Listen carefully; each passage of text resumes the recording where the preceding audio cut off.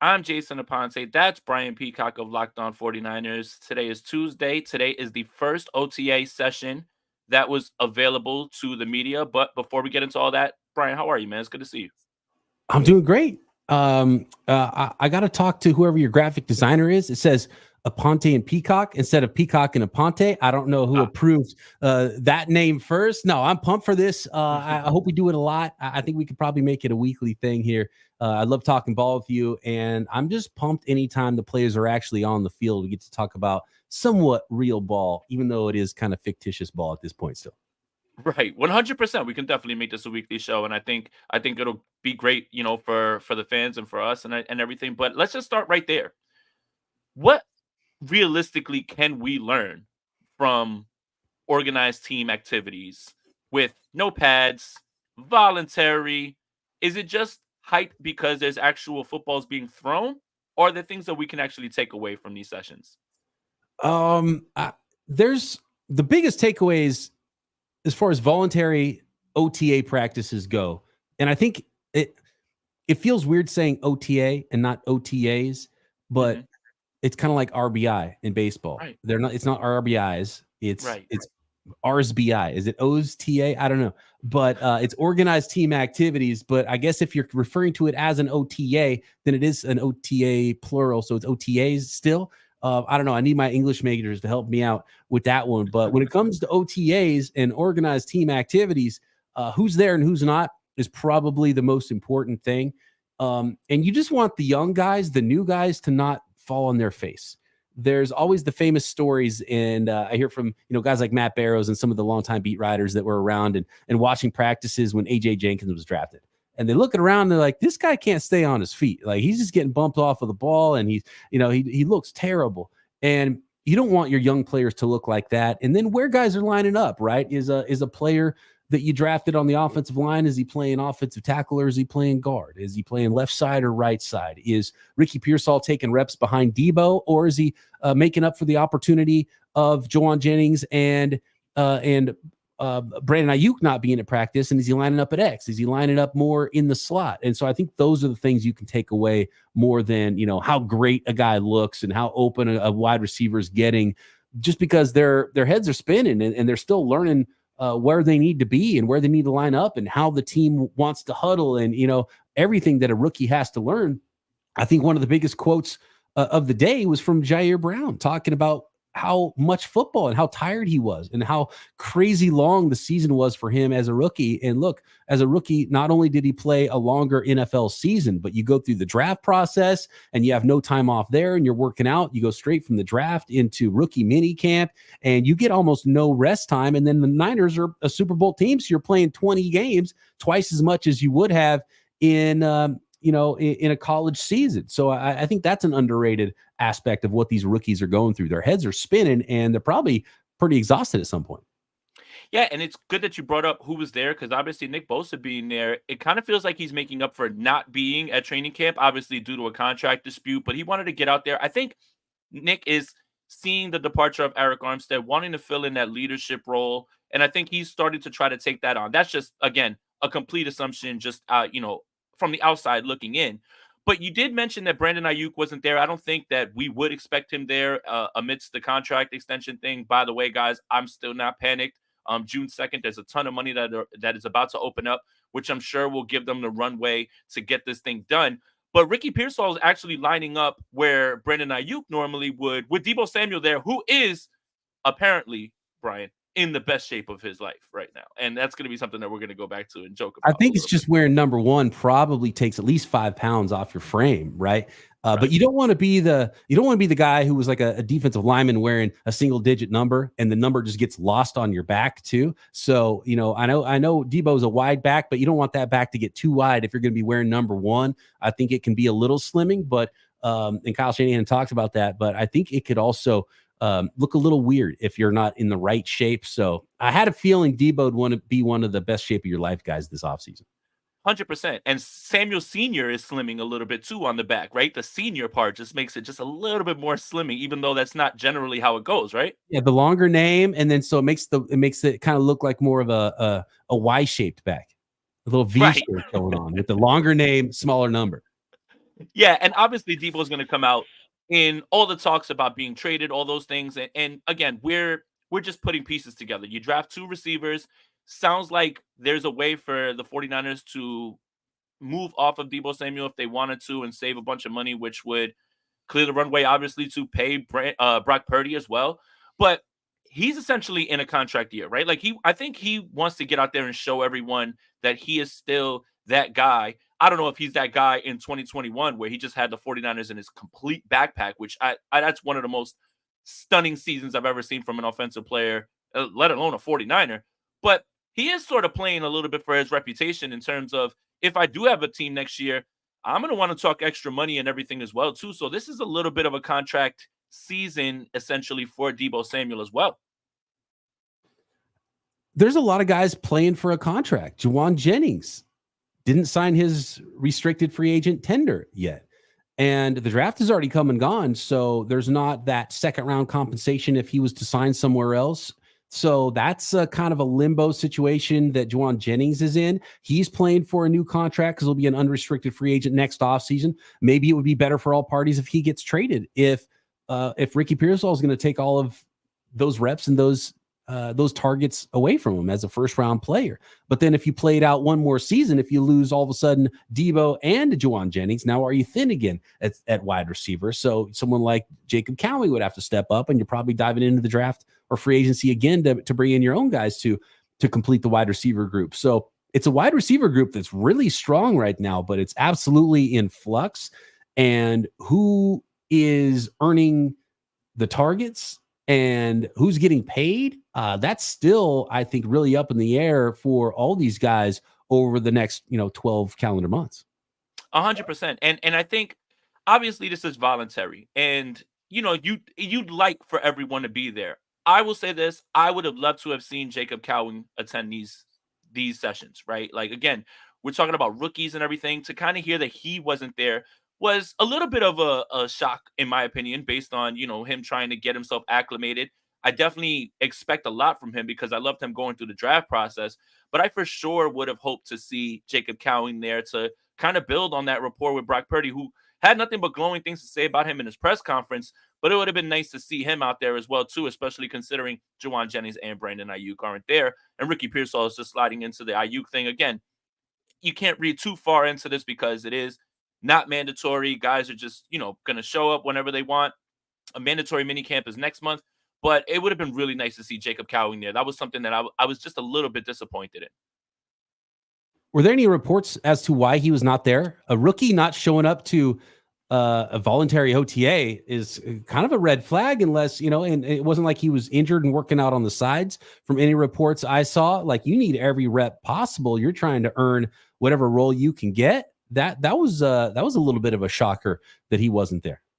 Yeah, that's concerning, right? Like a little bit because you need all of this time, and they're not doing any install. Obviously, there's no contact, and the NFL has placed rules on all these phases. But you would have liked to have seen Jacob Cowing get there and just build a little bit of rapport with Brock Purdy. But Brock Purdy did say that they have been working out a little bit, so hopefully that's good enough. But it would have been really nice to see him there as well too. It was a little bit of a shock, in my opinion, for him to not be there. But other people that weren't there. Drake Jackson is still not ready to go. Jake Brendel has knee arthritis. Talno Hufanga was working on the side field. Mooney Ward and George Kittle are recovering from off-season surgeries. Nothing really, anything that should be concerning. But I wanted to ask you, because I've been running with this bit on Twitter about this is the time during, against air, everyone's having the best camp of their life, or they're literally in the best shape of their life. And, we have the camp warriors. I remember Trent Sherfield a few years ago. They were like, oh, he looks like Antonio Brown because he's wearing 81. Who's your candidate to be in the best shape of his life and have the best camp ever? Well, it's usually the fast guys, right? It's the guys that can run around and maybe get more opportunities than they would during a normal practice. And so I would have thought someone like Jacob Cowing could have been that perfect, like just waiting for that report. We're like, oh, Jacob Cowing actually looks better than first rounder Ricky Pearsall. He looks faster, because he's a little bit smaller, a little bit faster maybe, and has that opportunity, but he's not there. So it's definitely not him.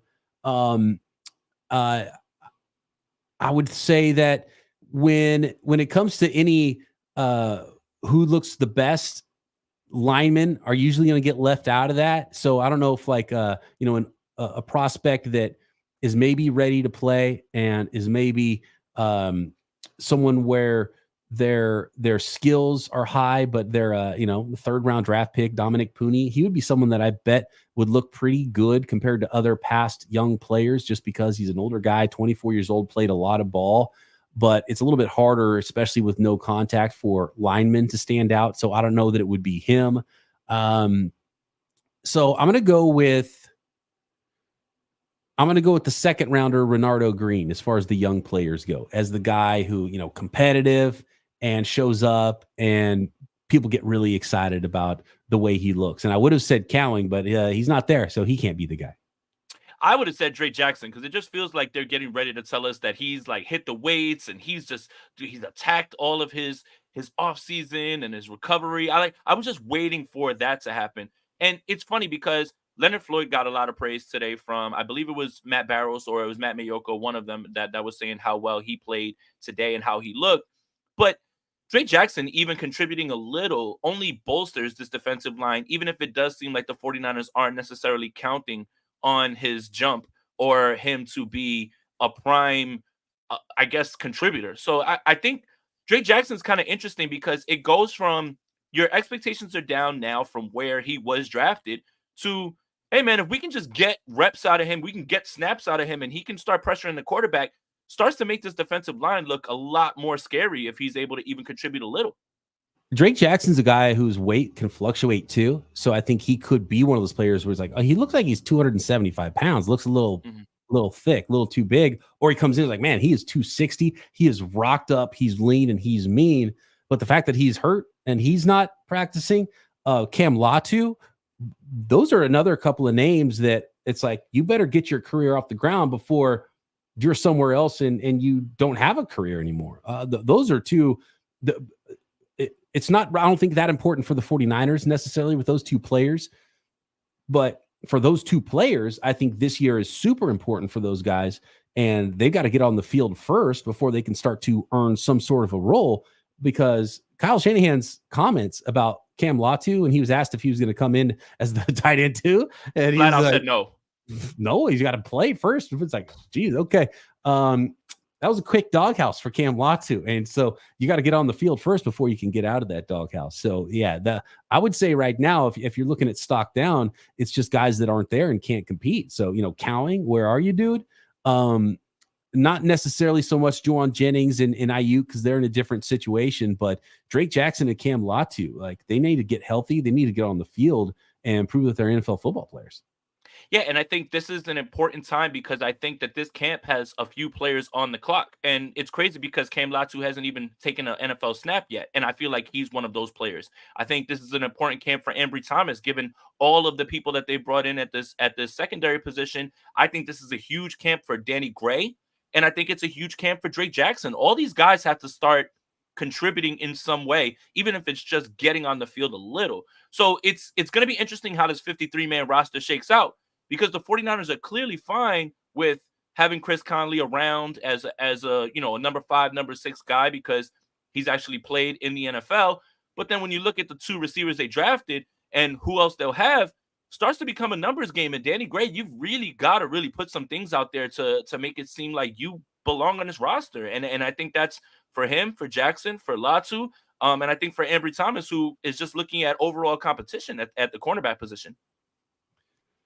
The competition is going to be fierce on this roster, and we know who most of the contributors are. And when it comes to the Danny Grays of the world, and it comes to the players like Cam Latu and Drake Jackson, and those guys that haven't really gotten a foothold in the NFL, I mean, OTAs are invaluable, and they don't have that right now for some of those guys.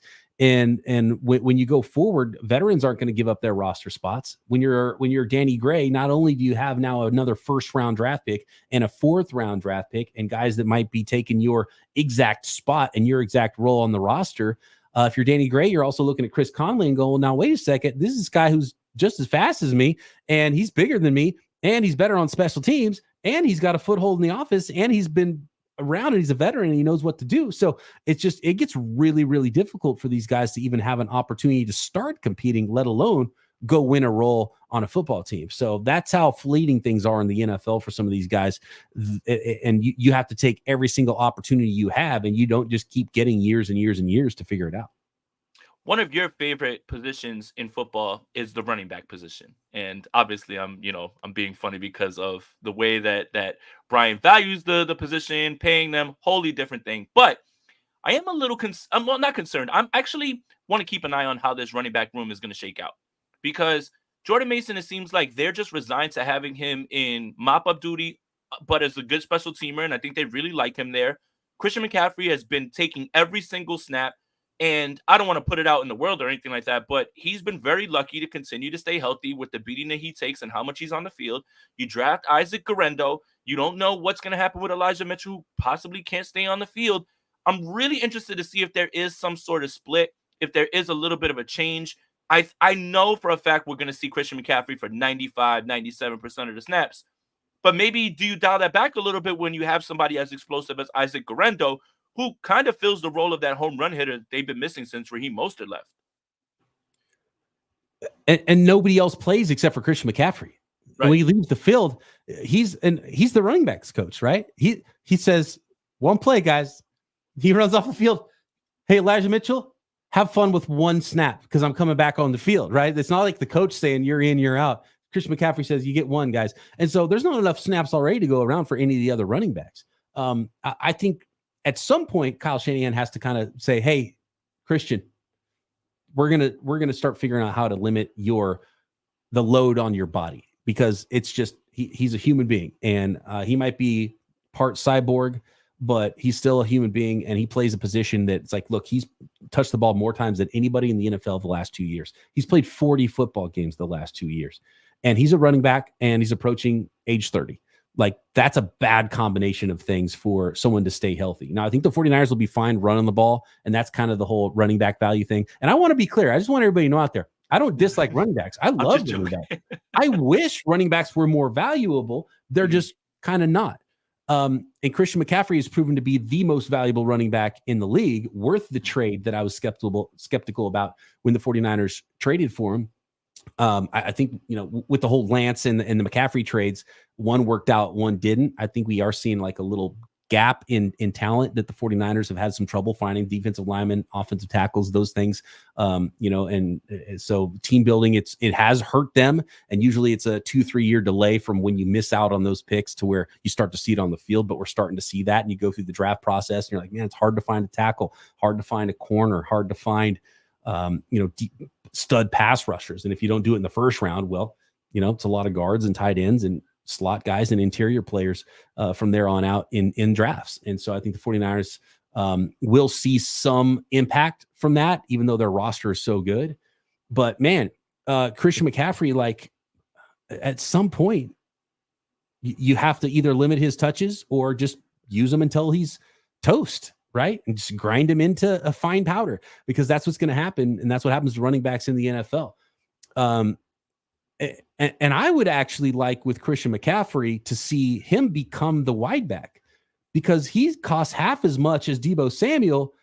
And if you want to talk about value, well, now you're cooking. Okay. If you give Deebo Samuel's role partially to Christian McCaffrey, and maybe more on the back and less on the wide, but still a little bit, a softer landing for him as far as on his body and the usage and the tread on his tires, start giving some of the, so a bigger share of the targets after Deebo's gone, split him out wide more often, put him in the slot more often, and have someone else take some of the carries off of his plate to make up for that. I think that would be the way to play the Christian McCaffrey thing going forward. And then actually you would have a little bit of value, because he would be playing more of a wide receiver role, and then paying him as the highest paid running back in the league is still a lot less than you're paying a wide receiver like Deebo Samuel. So then the value starts to make a lot of sense to me. And you are saving him from the one biggest reason why running backs are less value, and that's valuable in the NFL, and that's attrition.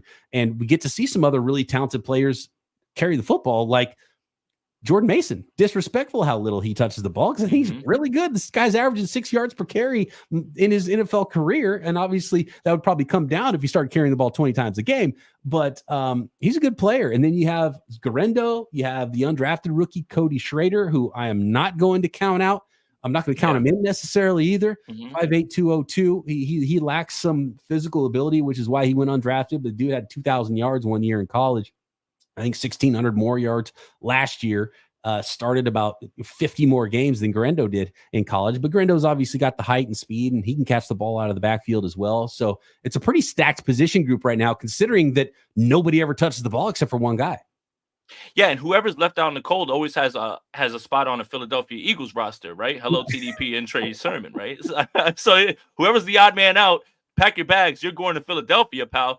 And then, again, obviously the elephant in the room is Elijah Mitchell's been productive when he's been on the field. He just hasn't been able to get on the field. And that's the frustrating part, especially from a value standpoint, where you drafted him and you have him later on. You took Ty Davis Price in the same draft, if I'm not mistaken, or Trey Sermon, if I'm not mistaken. And you end up with the guy who's on the back end, which kind of just illustrates your point about value and where you can find guys and everything. I think Elijah Mitchell does a great job of taking what's there and hitting the holes and understanding where he needs to go. But he's just got to get on the field. And again, I don't know how much of this is, obviously Christian McCaffrey doesn't want to come off the field. I don't know how much of this is Kyle Shanahan saying, I need the gravity that Christian McCaffrey causes on the field, because it's all over the tape. Even him going in motion, it pulls everybody away. All these things now are starting to get to a point where it's like, man, you've really gotten lucky with the fact that Christian McCaffrey's been able to be this good, this productive, and play all these games. And again, I'm not putting it out in the world. It's just you need more help there. It just can't be him 98, 99% of the time, because that's just not good math. Yeah, at some point you just have to save him from himself. And I appreciate Christian McCaffrey. I like him even more than I liked him on the Panthers. When you get to see him up close, you see how he grinds. You see how much each carry, each play, each inch that he's fighting for on every play, how much that matters. And that's why he's so good. That's why he doesn't want to leave the field. He wants every touch. He wants every reception. But at some point, Kyle's the head coach. He has to save Christian McCaffrey from himself and just be smart with how many times he touches the football, because he's been pretty banged up at the end of both of these last two seasons, as expected. And to be honest with you, I've been shocked at how little he's had to leave the field and gotten forced to leave the field. But to be honest with you, as a running back, and look, knock on wood, because I love watching him play, he's due. And so you got to be smart with Christian McCaffrey. And that's one of the things that when you look at this roster, it's like, man, the Niners are stacked. They got you got Brock Purdy, his first full offseason as the starting quarterback. You got Debo and you got Aiyuk. And then you got a first-round rookie to put on top of it. And then you got Christian McCaffrey. And then you got all these running backs, and you drafted a guy with 4.3 speed. And then Trent Williams, and all of a sudden it's like, okay, well, Trent Williams is 36 years old. He misses a couple games every year. Debo Samuel and George Kittle play a certain style that they'll take on some contact, and they'll miss some games, and they'll miss some time here and there. And then Christian McCaffrey's a big one too. All of a sudden you lose him, and that can happen quickly. And we've seen it in 2018. We've seen it in 2020 when those injuries all kind of happen at the same time, and it wrecks your football team. So being deep is important, and the 49ers are probably the deepest they've been. Maybe offensive tackle aside, I'm still a little worried about tackle, although they did add a tackle because clearly I think they were hoping they could get something done in the draft at tackle. Didn't happen. They ended up signing, who was it? Who did they sign at tackle? Oh my goodness. He played for the Titans. Good God. Yeah. Why? We do this for a living and we still don't remember. Like, God.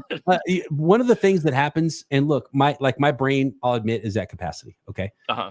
So if I learn 250 new prospects every spring, I'm going to lose old information, right? Right. So like I'm going to forget like the last couple of phone numbers that I remembered from the 90s. Like grandma's number's gone now. I'm going to forget friends. I'm going to forget that night, when we were 16 years old and we went down to the river and had so much fun, right? I'm going to forget that. And I'm going to forget veteran names because I have to learn 250 new rookies and what their scouting reports are. And so that happens. That's a real thing. And I don't know about you, Jason, but my brain is clearly at capacity. And I've learned that, especially when it comes to draft coverage.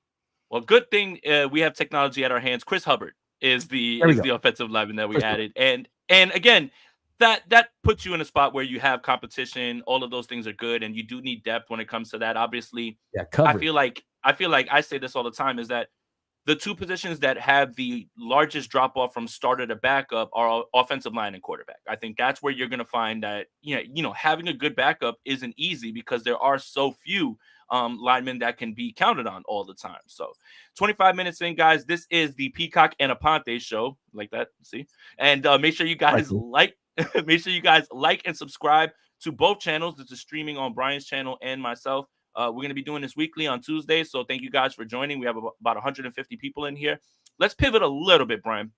So PFF drops an article about the 25 best players under 25, if I'm not mistaken. Is that what it is? Okay. Take us through that. They did too. Yeah. And actually, by the way, to shout out another podcast with my name in the title, Peacock and Williamson NFL show, daily on the Locked On Podcast Network. We had John Costco of Pro Football Focus on the podcast on today's episode. He's the guy that wrote the 30 over 30 article. So they did too. They did the 30 top players over 30 years old and the top 25 players under 25 years old. 49ers had representation on both sides, more on the old side than the young side, which is another like kind of factor in all of this. When you start talking about last dances and Super Bowl windows, 49ers are a little bit of an older roster now in the NFL. 100%. Now let's put your memory to the test. I understand, we're at the top. Who's on both lists and you can start with whichever one. Well, luckily there's not very many people on the lists. So on the 30 over 30 list, the number one player is none other than Trent Williams. Yeah. And 36 years old, Trent Williams, still playing at a super high level, still 92 point whatever it was PFF grade. And if you're in the 90s at PFF, they love you because 65 is a pretty good grade in a lot of cases. There's a lot of starters out there in the 60s, 70s is really good. If you're in the 90s, and a couple of years ago, Trent Williams kind of broke their system, and he had ridiculous grades at Pro Football Focus. And I think maybe Penei Sewell passed him this year and might have been the only tackle, albeit not a left tackle, that had a higher grade than Trent Williams. So Trent Williams still playing at a super high level. But again, 36 years old, and you hope the wheels don't fall off for him. But, I mean, he's phenomenal, and he could play on one leg and be better than most offensive linemen in the NFL as long as his heart's still in it. And so hopefully that continues to be the case for him. But I think the biggest takeaway from the 30 over 30 list was George Kittle was number 4 on the list. So the Niners had 2 guys in the top 5. And you know who George Kittle was ahead of? Fellow NFL tight end Travis Kelce. And John Costco got some pushback. And he said, nope, my list, George Kittle's better because he is a good receiver and a great blocker. And Travis Kelce in the past has not been a great blocker, and his blocking grades actually went in the tank last year, and still phenomenal receiver. And obviously Travis Kelce's awesome, but this is football. It's not fantasy football out there. George Kittle, the better player, according to John Costco. So that was a fun conversation. Yeah, and it's funny because PFF put out an article saying that the 2 strongest groups for the 49ers actually are the strongest groups in the NFL in tight end and linebacker. And tight end wasn't because of who's behind George Kittle. It was because of George Kittle for a lot of those same reasons, right? Like, it was literally still don't have a lot of depth and can't figure out who tight end 2 is right now. I saw that too, and I was like, well, they got a lot of bodies, but it's George Kittle, and I don't know. Let's see. That's one of the better camp competitions, I think. And in all practicality, when they go 3 wide, tight end 2 is actually Jauan Jennings, in my opinion. Right, and Ross Dwelly ain't walking through that door to save anybody. Nope. But it was linebacker, and obviously they were talking about that it was very close between the 49ers, the Jets, and the Ravens because they have phenomenal players as well. And we don't even know necessarily what's going to happen with Dre Greenlaw. And I think that's a little bit of it. But it was funny to see the 49ers having the strongest tight end room just based on the fact that they have what PFF and a lot of us consider as the best tight end in football. And I think that was really their reasoning more than anything. I would actually, and that's very heavily weighted towards George Kittle. And when you look at the Kansas City Chiefs, they just drafted Wiley, in the 3rd or maybe the high 4th round. And Kittle, the Chiefs. Drafted, the Chiefs. I'm saying drafted Wiley in the 4th round. And so to go with Kittle, I mean, that might be enough because I would take Wiley as tight end 2 for the 49ers. That might be enough to tip it back to the Chiefs' favor, even if you like Kittle more than Travis Kelce. So I'm wondering who they valued as the backup there. And I see in the chat Braden Willis is maybe the one that they think is going to ball. So that'll be interesting. Braden Willis is an interesting player too, because 49ers love the way he played. He outplayed fellow rookie Cam Latu last year. He was on the field a little bit. He's got some H-back in him. Could he potentially be not only tight end too, but maybe the heir apparent to Kyle Juszczyk? Because I've heard some people say that, oh, maybe Garendo's the heir to Kyle Juszczyk. Like, what would the post use? And I know we weren't planning on talking about this, but I wonder what you think about this, Jason. What would the post Kyle Juszczyk era look like? Because I don't know that Kyle Shanahan would just force any old fullback in. I think he likes Juszczyk because he's Juszczyk. If there's no Juszczyk, I wonder if that might point to more 3 wide receiver usage for the 49ers. And Kyle Juszczyk's actually replaced by a 5'8" wide receiver with 4.3 speed. It's going to be very interesting when it comes to that, right? Like, is there going to be a pivot from ideology, right? Or are we going to seek out this fullback because we think it's that important to the offense? And it's going to be very interesting. And it ties in perfectly with what we're going to talk about here at the end. But it's going to be interesting how this season is going to set up the future for the 49ers. And that's kind of what we're talking about when we say last dance. And I think that's exactly what Brian's alluding to right now is you have Trent Williams and he's that old, and you have George Kittle and he's a little bit older, and now you have Juszczyk, and it feels like a turning point right now for the 49ers. So before we get into that, who are the players on the list for under 25? It's just one, and it's Brock Purdy. And it's if you're going to have one, make it be your quarterback. And I mean, there's a lot of superstar young players on that list.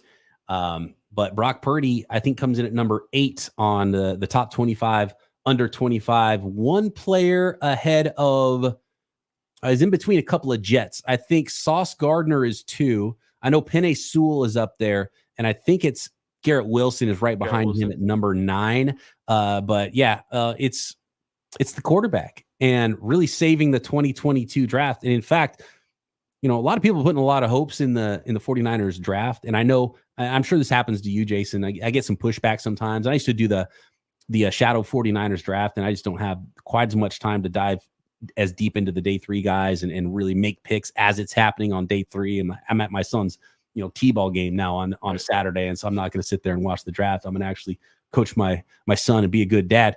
So that I can't do the full shadow drafts anymore, but you always get the pushback. You're like, I didn't really care for this that much. And then you'll get the people who are like, I think they know a little bit more than you do about how to draft. And it's like, oh yeah, Ty Davis Price, Trey Sermon, they teams screw up and they do some weird things sometimes. Yeah. And the Niners have had such a good stretch of especially late round players, and they've been a little weird the whole time with first round guys. Some very hit and miss stuff there. But the last couple of drafts, 22 and 23, man, Brock Purdy saves that group because they had the fewest snaps in the NFL from the rookies in the 2023 class. And part of that is because, the McCaffrey trade, they didn't have a first or a second round pick, the McCaffrey trade and the Trey Lance trade. But the 2022 draft is looking pretty lean right now as well. That was the Drake Jackson class. But they found a star quarterback in round 7. So that saves everything. 100%. And again, he's costing them nothing, right? Like right now, to have top 10 quarterback play for pennies on the dollar is something that the 49ers have to take advantage of. And that's a perfect way to segue into this. So I wrote an article on Niners Nation and we ran a poll about, is this a last dance type season for the 49ers? And I phrased it properly and on purpose for this reason. Because it doesn't mean that the 49ers are not going to have a Super Bowl window past this season. But this current group of 49ers, based on age, based on contract, based on what's coming, it certainly feels like this is a turning point in which this draft class has to have guys who hit to be cheap, young contributors. Has to happen because you've missed on these other ones and you've gotten by because you have a very deep team. But this feels like there is going to be a bit of the faces are going to change. The jerseys are going to change. And I think Steve Young encapsulated it perfectly on 95.7 The Game. It never closes the window, but it narrows and it widens. And this current group, if it feels like if you want to see them get a ring, it feels like it has to be this season. That's what I mean by last dance in terms of not the 49ers organization, but this current group head up by Trent Williams and all these guys that are so top heavy and are the best the best at their position, it has to be this year if you want to see Trent get a ring. I mean, it's clearly a better opportunity, right? And we just laid it out with, a 36-year-old Trent Williams and a running back who is actually, even older in football years in Christian McCaffrey with how much he's carried the ball and where he's at in his late 20s, approaching his 30s as well. Like that's not going to last forever. And they are phenomenal football players, two of the best in the entire NFL. And those guys are going to be gone. So clearly it's going to get worse for you there. Right now, you have an opportunity to play with both of your high-end wide receivers. One of those guys is probably going to be gone next year. So clearly they're not going to have as good of a football team going forward unless they just go crazy and hit on some miraculous draft picks to replace them immediately. And it doesn't mean you're going to be a bad football team. But one thing they do have, which is why the window won't close, and I think it's a great analogy by Steve Young. And I think of like I've been golfing a lot. So I think of you stand up on the tee box, right? And sometimes there's just this, it looks great. There's this huge fairway and it's like, oh, I'm going to let it rip. I'm going to pull out my driver and just go for it. And sometimes you're like, I can't even take my driver out of the bag right now because I'm going to lose this golf ball. Right. And it could start to, that fairway could start to get pretty narrow for the 49ers in future years, but there's going to be a fairway there because what it looks like they have is the most important marriage you can have, which is coach and quarterback. And I think both those players are really good. And, argue about Brock Purdy all you want. We've seen a lot of 49ers football, Jason, and it looked different with Brock Purdy than everybody else in recent history. And you got to go back to Steve Young and Joe Montana to where it looked quite like that. Even with some really good years from Garoppolo, some really good years from Colin Kaepernick, some really good Jeff Garcia years. I've seen them all, and Brock Purdy's better than those guys. And Kyle Shanahan's a really good coach. Even with his warts, he's a phenomenal football coach. And then, okay, coach and quarterback, the most important thing you can have, the 49ers have it. What's next? Oh, you need a stud pass rusher to anchor your defense. Well, the 49ers have that too. So they have the building blocks to continue to build around going forward for a very long time. Those players are all young and should have phenomenal careers for a long time. And Kyle Shanahan's a young head coach as well. So as long as something unforeseen and those careers take an odd turn and there's some odd fork in the road that we don't know, they're set up to be a really good team going forward, but just not as good on paper as they are right now with potential all pros at almost every position group. Yeah, it's hard to improve when you have the best left tackle in football, and this might be possibly his final season, and who knows what's going to happen with George Kittle with the way that he plays. And I think when we're talking about wide receivers moving, I think it's far more likely that Deebo Samuel is the one that moves based on the dead money and everything that they can clear out. And obviously, the Aiyuk thing actually drops their cap number this season, but it will, depending on how they load that up. Then, of course, Brock Purdy is going to get paid the going rate. And that's not you getting upset at the player. It's the market. That's what it costs to have a quarterback, to be a starter, a top 10 guy. That's what it's going to cost. You look around at Jared Goff, you look around at some of the numbers being thrown around and some other guys, you have to feel like Brock Purdy is going to land in there, and deservedly so. So when you look at this team, when you're getting that type of production for that little, it feels like an opportunity might be missed if you don't finish the job, because there are going to be changes the next season. Now, it seems like the 49ers have insulated themselves moving forward, drafting 2 wide receivers, understanding that 1, if not 2 receivers, Jauan Jennings and Deebo Samuel, may not be here next year, hoping those guys can step in and be cheap for a little while, and you kind of reset the price and everything, and you reset the room a little bit. But this draft is imperative for the 49ers, like to get guys that are going to hit and be competent, young, impact players, right? And I think what a lot of people get misconstrued about this is it doesn't have to be all pro. Like, it doesn't have to be all pro players. Starters in this league are very valuable. Potential impact starters are very valuable. So when you look at the name, and obviously you'll be projecting whatever that you think that these guys are going to do, and we have to actually see them play games first before we can really dig into that. But it does feel like this is just like the year that there is a little bit of a turning point. Who knows if Trent Williams wakes up at the end of the season? He's been playing a bunch of games all the way through the season. this is it for me. I don't want to do this anymore. And now the money becomes a situation with Brock, and you have to pay Aiyuk, and what do you do with Hufanga? What happens when other guys are up for contracts? That's what makes this draft so important for the 49ers to find that cheap, young impact talent. And while they do have the coach, quarterback, defensive end combination going forward, those guys are expensive and make as much as any positions in the league at as far as what Purdy's probably going to make and what Nick Bosa makes. Then you're going to have one big time wide receiver contract, and you still are going to have. People talk about there's one name that's going to be around for a long time, and to me, and that's George Kittle. People talk about him being like, tight ends don't make enough. Like that's a drop in the bucket of what they would save moving on from George Kittle. Fred Warner's so important to the defense too, and linebackers, especially what Fred Warner's contract is right now compared to what some other linebackers are going to start making even at the high end. I don't think those are contracts you have to worry about, and I think they're when Trent Williams is gone and Debo is gone, and the cap's going to go up, I think it'll make up for those. So I don't think they're going to go crazy and have to just lose everybody or anything like that. I think the big one's Debo, and then, running back shelf lives are short. So we'll see how long Christian McCaffrey is able to hang around and have a career, even though running backs aren't paid that much either. He's, making half of what Debo makes. And then, I think they're fine with their star players going forward. They just, the thing that is, I don't want to say it's frustrating, but I wonder, how do you find your offensive tackle, your next offensive tackle? How do you find the guy who's going to rush the passer and be dynamic opposite of Bosa, or a defensive tackle who's dynamic? Because those are first round guys, and they didn't draft a tackle or a pass rusher with their first couple of picks this year. And they're going to draft late next year too, right? And so where do you find that guy? You have to overpay for a guy who's probably not as good. You're going to get pretty lucky. There's not going to be another Trent Williams type of trade probably out there for you. So I think that's probably the biggest part of the plan going forward that I would say is going to be the toughest for the 49ers to navigate, is how do they find, like, they can find a safety, right? Like nobody's business. They could find a guard all day long, a center, whatever it is.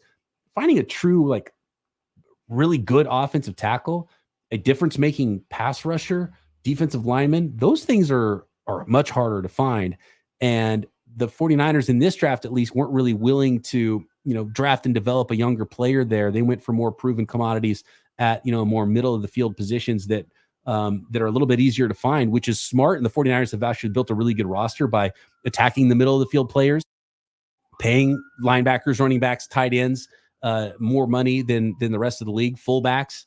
But eventually you're going to have to find those expensive positions on the outside. You're going to have to replace Charvarius Ward. You're going to have to replace Trent Williams. And those are expensive positions, and you don't want to have to overpay for somebody else's Mike McGlinchey either because you didn't draft and develop one. Yeah, and I'm glad you brought up Mooney Ward, because if Mooney Ward has another all-pro type season, he's going to want to get paid. Diamador Lenore is going to want to get paid. Like, these are guys that, while you're trying to build within the draft, you drafted Renardo Green, you bring in Isaac Gideon, Brock Yessin. Those guys kind of feel like veteran stopgaps in case something goes wrong. But the loss of a Mooney Ward and a Lenore drastically changes what this defense looks like. So, and Mooney's going to want to get paid. I mean, coming off a season in which he had a core muscle surgery at the end of the season tells me he was playing through an injury for most of last season or at the end of the season, and he was still damn good, and he's going to want to get paid what he's deserved as well too. So, yeah, this really just boils down to a numbers game, and we don't know what the salary cap is going to jump up to. Hopefully there's someone else that can date another pop star that'll bring in more revenue to the NFL, that'll raise things a little bit more, but we don't know what it's going to look like.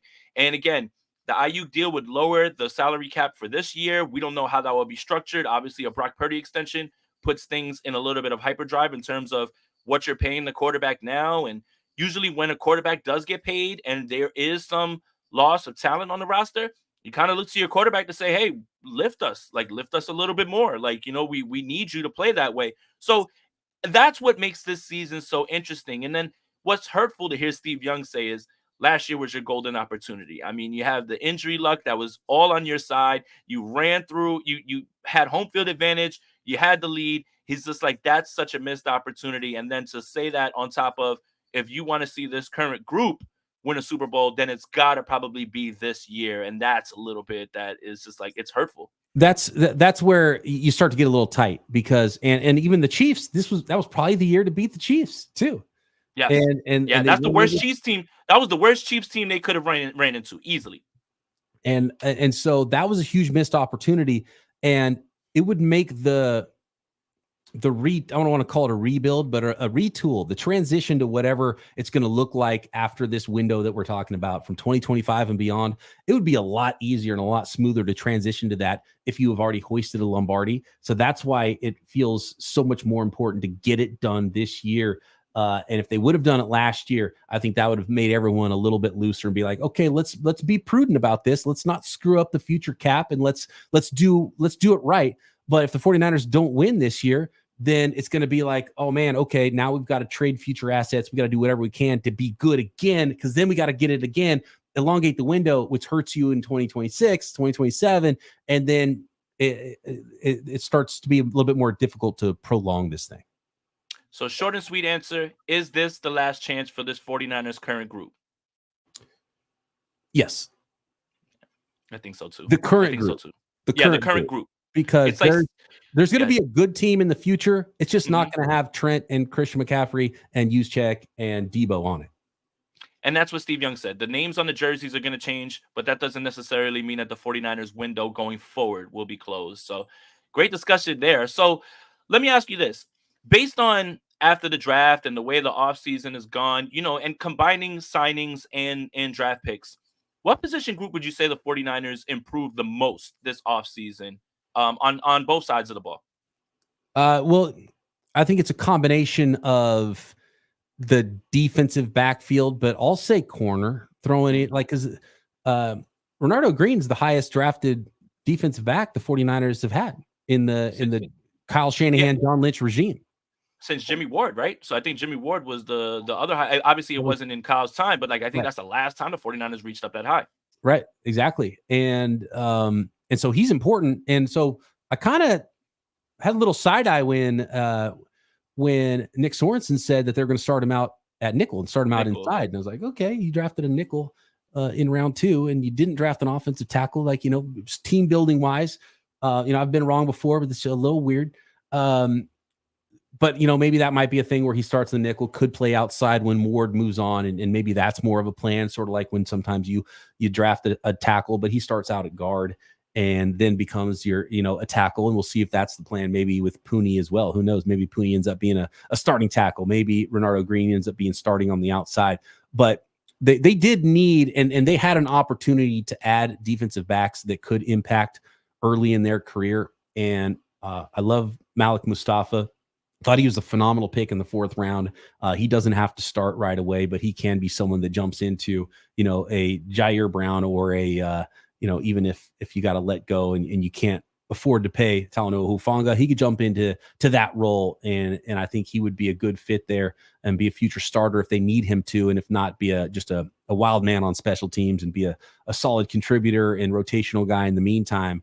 And then Renardo Green is going to have an opportunity, and I would be probably shocked at this point if he doesn't earn top 3 cornerback billing early in the season, because if you're drafting 24-year-olds and they still need to sit a year, then why not draft the 21-year-old and coach him up, right? If the point is that you're drafting players who are more ready to play now, that are a little bit, because like the 49ers draft picks, if they have phenomenal rookie seasons, they won't be on the 25 under 25 list next year because they'll be 25 already in year 2, right?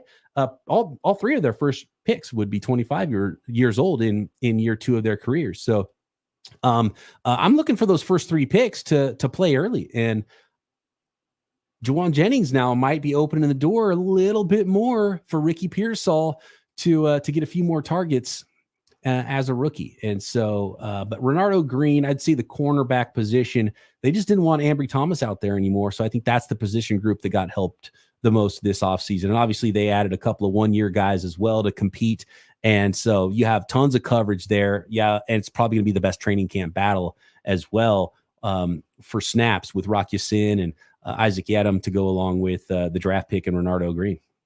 Yeah, and it kind of just lends to the fact that Sorensen, defensive back guys, Staley, two safety high looks. I think they kind of are leaning a little bit towards, hey, let's get some coverage, right? Because in the Super Bowl, they're not going to call holding on our defensive linemen. We need guys who are going to be able to cover a little bit better. I mean, you don't want to be relying on Logan Ryan in the biggest game of the season, right? Like at times. So I agree 100% that it's corner and the secondary as well too. And I think on the other side of the ball for me, it's got to be wide receiver. Regardless, I have not seen Ricky Pearsall or Jacob Cowing play one snap.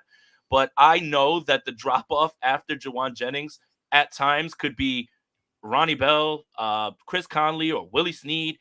That is gone now. Like that, or Ray McLeod, like that's gone now.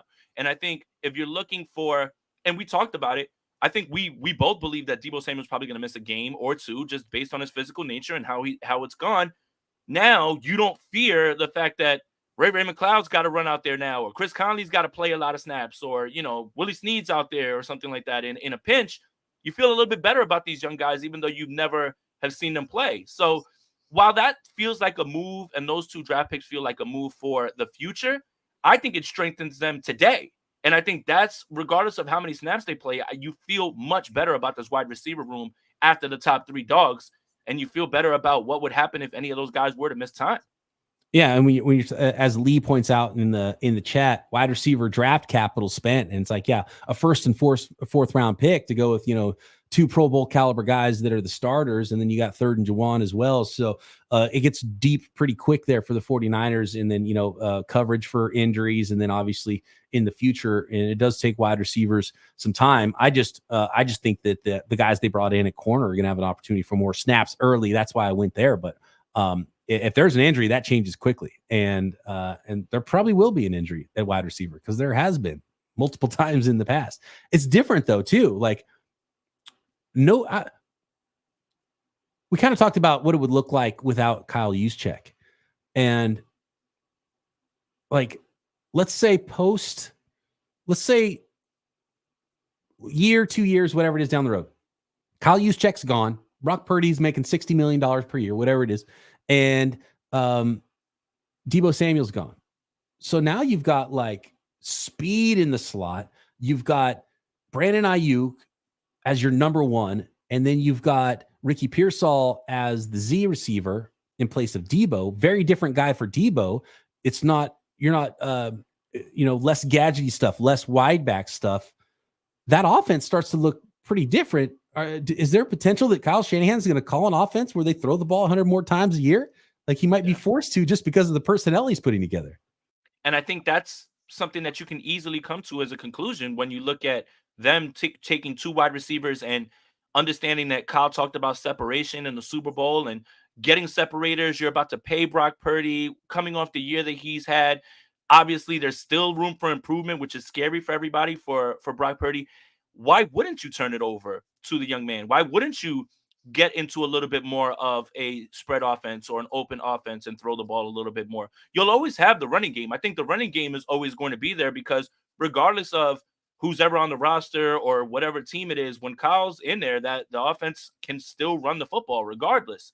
But yeah, it seems like you are pivoting and turning into something that's a little bit more spread out, a little bit more like we can get into a drop back passing game now, as opposed to creating things off the run with play action. Now we can just put it in the hands of our quarterback that we trust because now we've got separators and we've got a guy who understands exactly what he's looking at and is going to be very careful with the ball and is going to have another grasp of the offense after this, offseason. So yeah, 100%. It feels like this has to be a time where you kind of turn things over to Brock and you put the offense in his hands a little bit more. Yeah, and if you're going to lean into the drop back passing game, you better figure out who those offensive tackles of the future are going to be to protect him if he's going to be holding the ball in the pocket a little bit more and attempting more passes. So a new era for sure. Like, and we talk about the last dance. It doesn't mean they can't continue to win, but it can start looking a lot different stylistically, how the offense is called, personnel wise.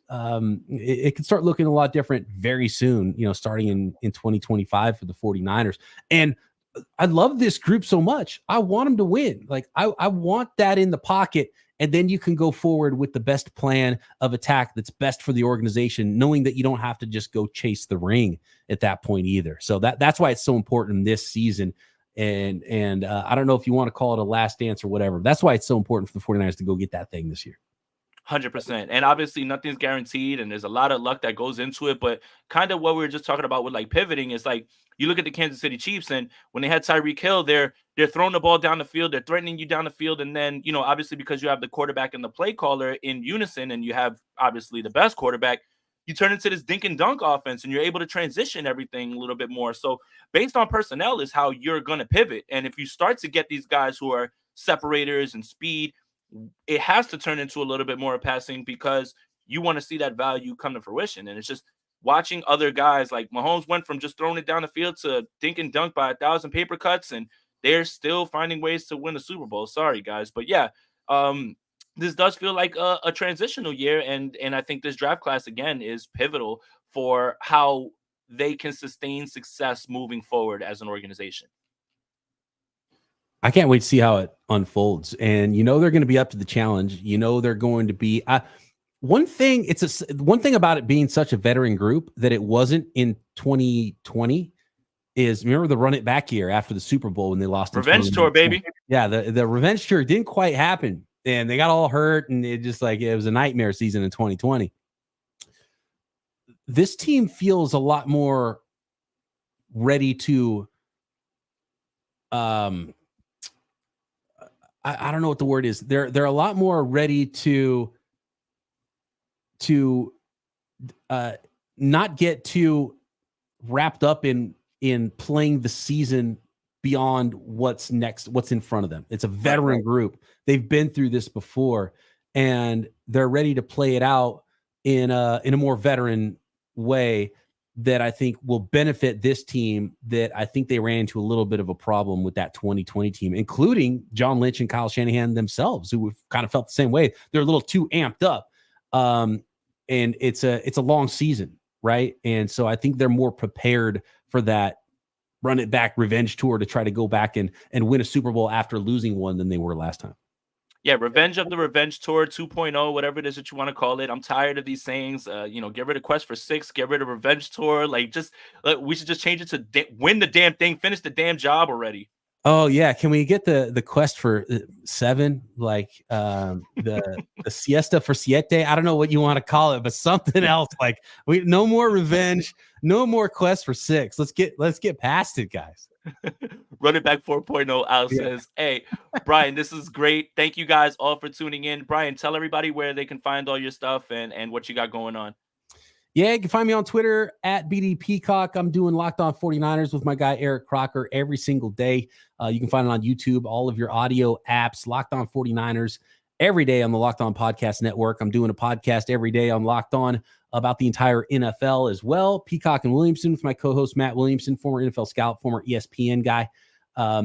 And you can find that in the same places you can find this pod, the same places you can find Locked On 49ers. And it's just for fun, since I wasn't doing enough podcasts and since the world needs more podcasts, Jason, I launched Overtime just for some extra conversations about whatever I feel like, but it's been all about the 49ers there as well. Overtime with Brian Peacock, OT with BP. You can find that's YouTube only. Make sure you're subbed up there as well. And always a pleasure, Jason. Let's keep doing it, man. Home and home. Let's get this going. Hell yeah. I mean, we're not going to say anything about, you slamming my Yankees or anything like that, any chance that you get. But hey, I mean, let's just keep the Giants hat, because I figured there was going to be some Yankees BS happening on the other side of the screen. So I had to kind of level that out. You know how I talk about baseball is if your team's winning, we're so back. If your team's losing, not a real sport. And the Yankees kicked away a 4-run lead to the Seattle Mariners, and I was like, oh, well, I'll be damned. Baseball's not a real sport again. So, I go up and down with it. Yeah, I was at the game Sunday. Giants beat the Rockies. It was a fun one. My 5-year-old, though, had an opportunity. It was Little League Day at the park, so he was able to run the bases, go on the field. That's awesome. And so that was a lot of fun, and something I didn't get to do at Candlestick when I was a kid. So I was kind of jealous. I was like, can the adults run on the field? And they're like, nope. 5-year-olds only. So there we go. Had a good time at the Yard. Giants aren't the greatest team right now, but that's not going to stop me. And you know what? It's cool because, I love sports and I played a lot of sports. I played a lot more baseball than I did football. Football has become a job in a way that it doesn't make me like the sport less, but I'm less of a fan now because I'm more of a journalist and I kind of have that journalistic integrity, and I don't root for football as hard as I used to. but I can just I'm just a fan when it comes to baseball again. It's just like, I'm just a little kid when I go to the yard. And so it's a lot different to go catch a different sport now, especially now that I've done this for so long covering the NFL. Yeah, baseball is my excuse to day drink during the summer. I think that's the perfect way to end this. So, guys, make sure you guys like this video. Subscribe to Brian's YouTube channel as well, too. Subscribe to my channel if you haven't. A like helps us out a lot. Helps push us up in the algorithm as well. We're going to be doing this, it looks like, every Tuesday. So if you guys keep enjoying it, leave a comment, and anything that you want us to talk about, we'll get to it. So, for Brian, for Jay, let's get out of here. Peace. Welcome, everybody. Let's go Niners. My name is Jason Aponte.